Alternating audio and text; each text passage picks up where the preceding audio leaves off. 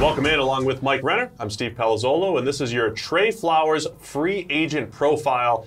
The New England Patriots edge defender has 4 years under his belt, Mike, and he hits the open market as one of the more coveted players, a former fourth-round pick. Fourth-rounder. And we had him as a first-rounder. We had him as a first-rounder. I always get confused. Yeah. We loved him as a first-rounder. He goes to the fourth, and man, what a steal that was for the Patriots. Yeah, definitely a steal. He's been key to their Super Bowl runs. If you look at, go back to the Falcons game when he had 3 sacks in that one, had 14 pressures in 3 games. This playoff run to the Super Bowl, he has been their best defensive lineman for the past couple seasons now. 84.9 run grade this past year, 79.9 pass rush grade. He should be, at only 25 years old, one of the most coveted guys on the open market. Yeah, he only played 4 snaps his first year, but after that a 76 grade, and then an 80 grade, and last year 89.7. So he was a top 10 edge defender last year.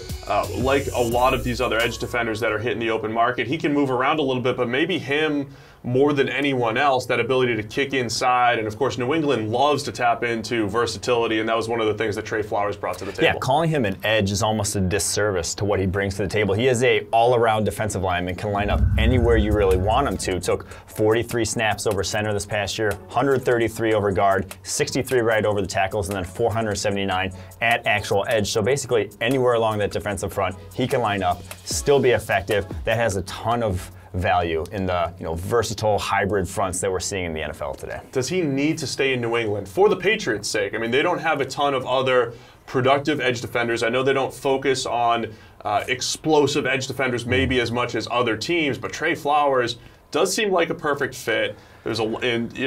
This just seems like the guy that needs to go back there. He is very key to a lot of things they do from stunt standpoint. He's excellent on those. The versatility standpoint that I mentioned, all the different fronts they run there in New England. So I do foresee franchise tag candidate for sure for the Patriots. And I think the lesson to be learned here when you're evaluating players coming out of college, if you can properly quantify their production, which I believe we do here at PFF. Trey Flowers was dominant in the SEC back in 2014.